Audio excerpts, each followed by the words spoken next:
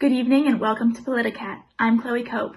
This week we'll look into press conference controversy and negative oil prices. And 50 years after the Kent State shooting, a survivor looks back on that fateful day. It's your politics right now.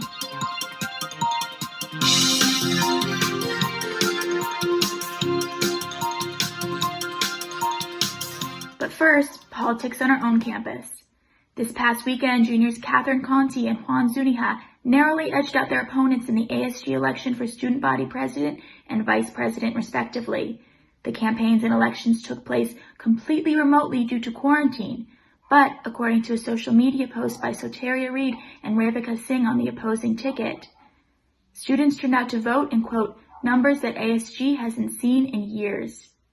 And last week, Northwestern Students Organizing for Labor Rights, or SOLAR, began a social media campaign rallying Northwestern students to repost a post of theirs with the hashtag #AndYouDoRight. The post told the story of Graciela Escobedo Malagon, a cook for Compass Northwestern who said she felt, quote, left behind by the university after she was laid off in March. SOLAR's call to action received over 700 shares and 800 likes on Instagram, with students imploring the university to do better. The university said in response to NNN's request for a statement that while Ms. Malagon was on a, quote, short-term layoff due to COVID-19, Northwestern has committed to covering the cost of benefits through the end of spring quarter, and that they expect to recall all staff when possible. Thanks so much, Chloe. I'm Justin Sweetwood here digitally with Joey Safchik. And we're joined today by Medill School of Journalism students Cameron Peters and William Tang. William and Cameron are both graduating in a couple of weeks, so we wanted to ask them to provide some thoughtful analysis about a topic we discuss often in journalism school. Should news networks, cable channels, and digital outlets air President Trump's full press conferences, especially in the age of COVID-19? Cameron, Will, thank you so much for joining us. This controversial question, it's been the subject of countless op-eds and cable news-style discussions over the past couple of weeks. So first, we want to roll this clip of MSNBC's Rachel Maddow, and then we'll talk about what you think. If it were up to me, and it's not, I would stop putting those briefings on live TV. Not out of spite, but because it's misinformation. So for more than a month, the White House has held daily press conferences, some of which have lasted upwards of 2 hours. Many news outlets have aired them in full and had streaming online. Do you think that's the right move? No, it's a terrible idea. They simply don't have enough news value to justify airing them from the top, especially when you consider the dangerous information the president regularly propagates from the podium in the briefing room. We saw it with hydroxychloroquine. We saw it with him musing about bleach as a cure. We saw that calls to emergency services about ingesting bleach spiked in, I believe it was Maryland. Things like that. The danger those pose, the news value from the press conferences is not enough to justify him spewing misinformation like that on a daily basis. If news organizations want to air portions of them afterward with commentary, fact-checking, etc., that's great. They should do that. That's part of their job. But from the top, absolutely not. Will, do you agree? Yeah, I agree, actually. I think that there is a lot of misinformation that is coming out of these press conferences. I think Cameron hit it right on the head with the hydroxychloroquine and the bleach suggestions. And also, I just wonder what could possibly be so important in a 2-hour-long press conference. Certainly, not everything that he's saying in these press conferences has to be aired. Journalists are obviously supposed to be objective, but does that go out the window when there is potentially dangerous information being relayed by government officials? That is a very good question. I think that there is a fine line between straight up editorializing a story and provide, but in the case of outright misinformation, I think it is necessary to lay out the facts. At least, using an authoritative source like the CDC or an expert, like an epidemiologist. I think it wouldn't really be an attack on objectivity at that point if it's to fact check something that is clearly wrong.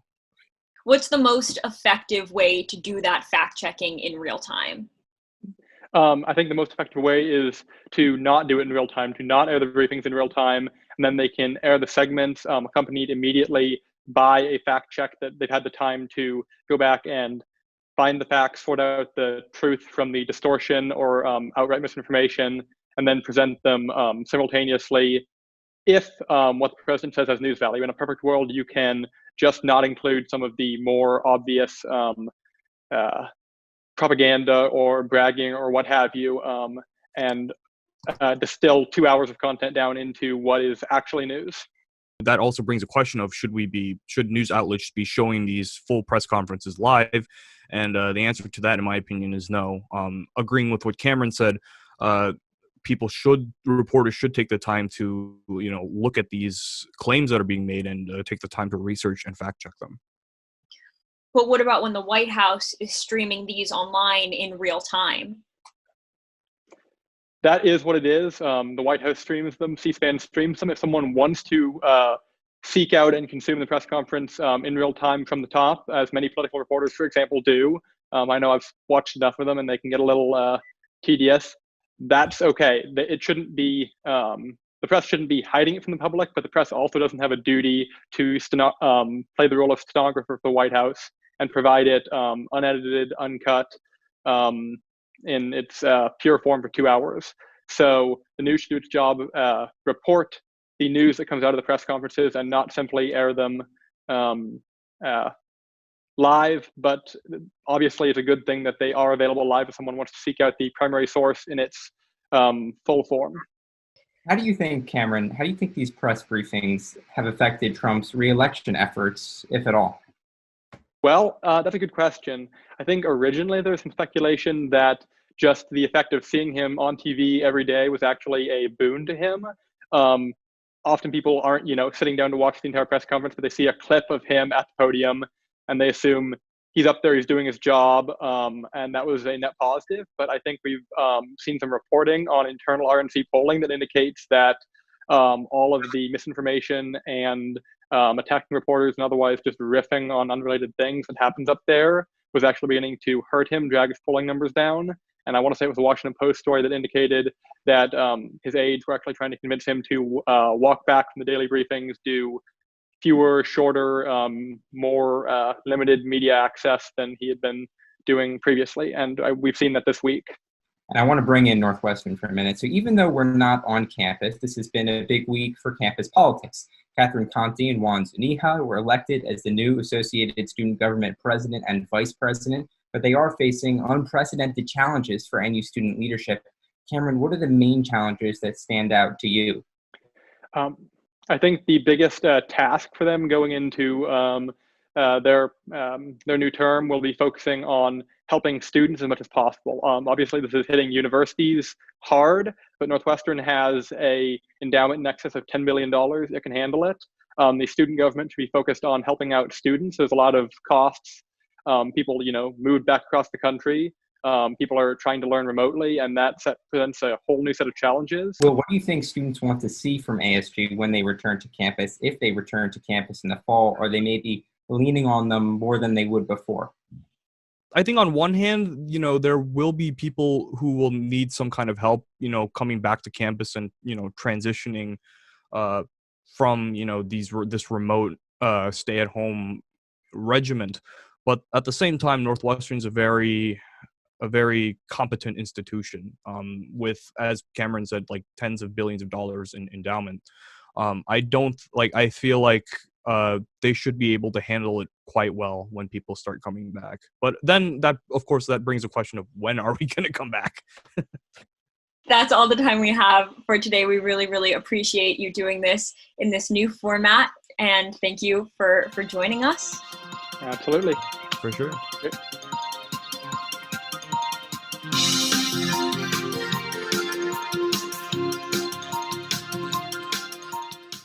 As COVID-19 continues to move our lives online, commemorations go virtual too. Monday marked the 50th anniversary of the Kent State University shootings, in which the Ohio National Guard opened fire on students protesting the Vietnam War, killing 4 and injuring 9 others. I spoke with a survivor of the shooting to reflect on the tragedy and discuss how it's being remembered in the age of the pandemic. Students were protesting on college campuses across the country in outrage at the escalation of a war that we had grown weary of because too many of our friends were being drafted into that war and coming home in body bags, boxes, or wounded, and we had just had enough at that time. Tell me about the moment when you first heard the gunfire. Well, first, the guardsmen had advanced on us with tear gas. They dispersed our rally and surprisingly followed us up over the hill and assembled in the practice football field. That same troop that had aimed at us on the football field then just started to leave the field and start their ascent up the hill.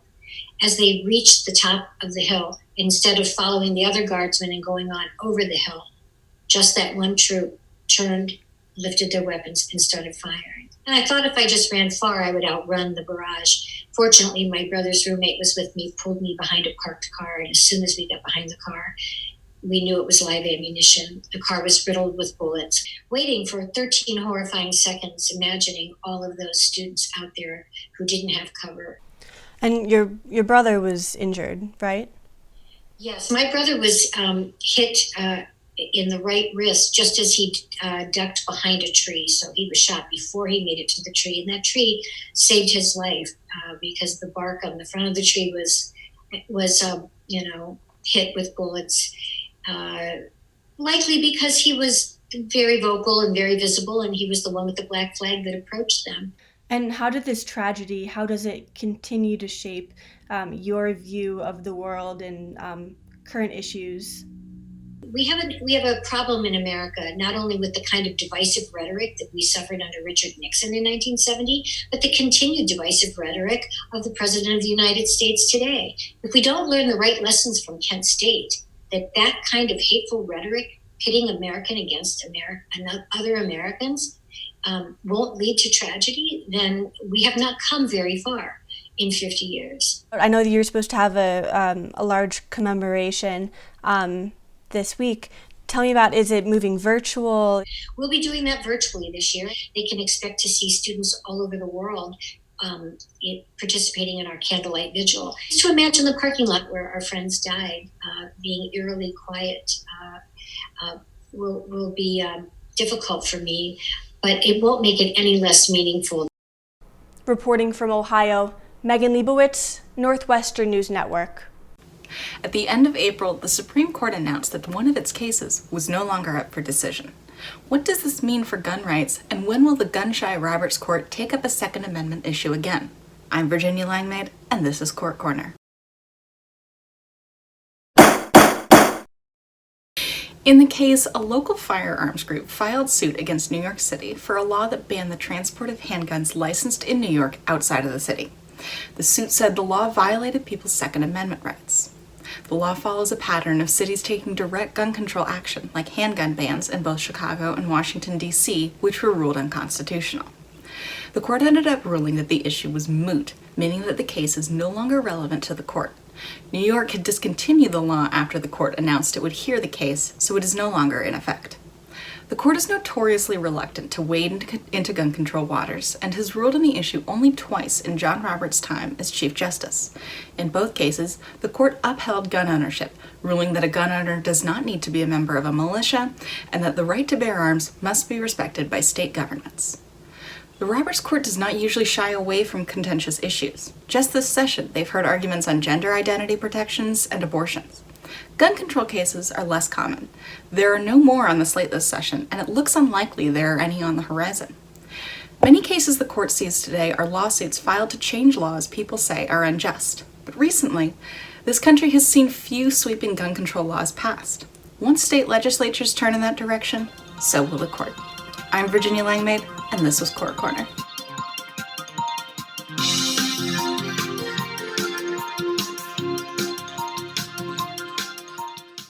Joe Biden, the presumptive Democratic nominee, is going to need to pull together significant funds to defeat Donald Trump in November, and the coronavirus isn't helping his cause. To dive deeper into this, I'm Olivia Olander with this week's Money Minute. Internet critics on the left and right recently poked fun at the former vice president for spending over $10,000 over the course of his campaign on this luxury ice cream as campaign gifts for donors. Those ice cream gift payments stopped in March, right when in-person events started to dwindle and his campaign had to switch to a remote strategy.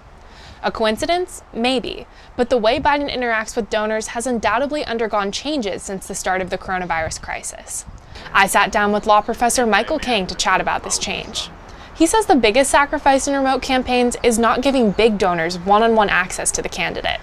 They want to be able to say that they talk to the candidate and talk to kind of high-level advisors.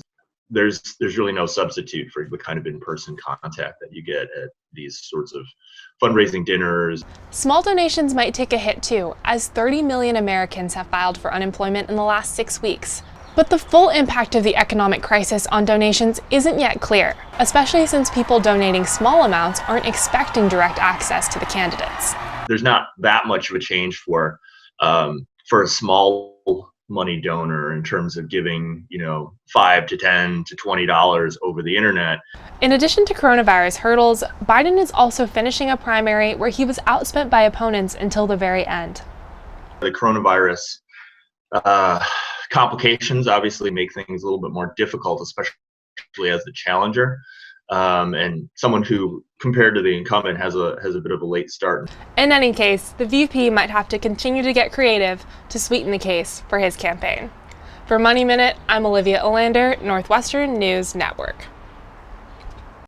Thanks, Olivia. Financial markets have been in turmoil over the past few months, with coronavirus disrupting supply chains and forcing customers around the world to stay inside. And amid the rush of news, something strange happened. 2 weeks ago, oil prices fell below zero for the first time in history. How can something have a negative value? Well, the price of oil is determined in very different ways, both in the US and around the world.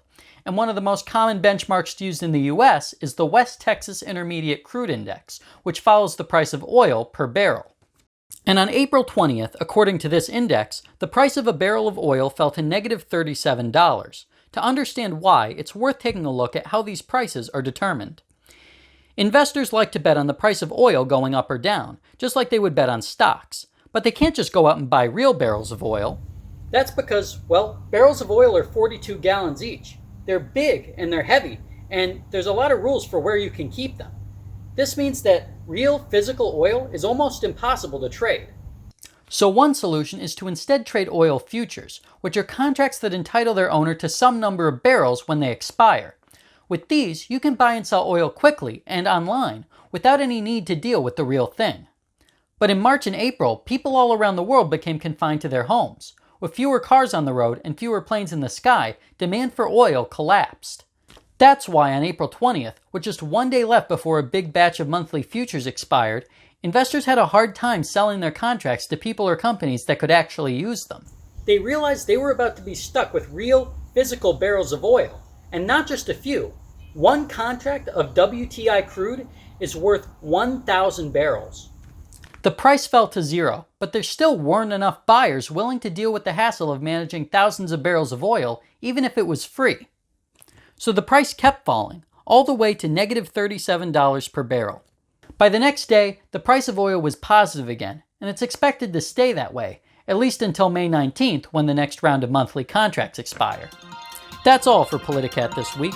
I'm Zach Miller. Thank you for joining us, and good night.